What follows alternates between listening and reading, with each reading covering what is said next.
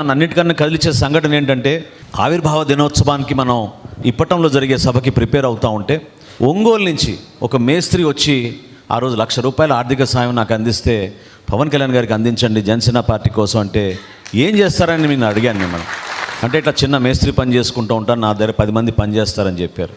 అది అయినాక తన కుటుంబ సభ్యులతో ఫోటో తీసుకుంటానని అడిగితే, ఆ కుటుంబాలని చూసి నేను వాళ్ళిద్దరు బిడ్డల్ని చూసి ఆ డబ్బు ఆయనకి రిటర్న్ చేసి, దయచేసి ఆ బిడ్డల్ని చదివించుకోవడానికి ఉపయోగించుకోండి, నేను చెప్తాను పవన్ కళ్యాణ్ గారి మీ గురించి అంటే, ఆయన అన్న మాట మనందరికీ స్ఫూర్తిదాయకం.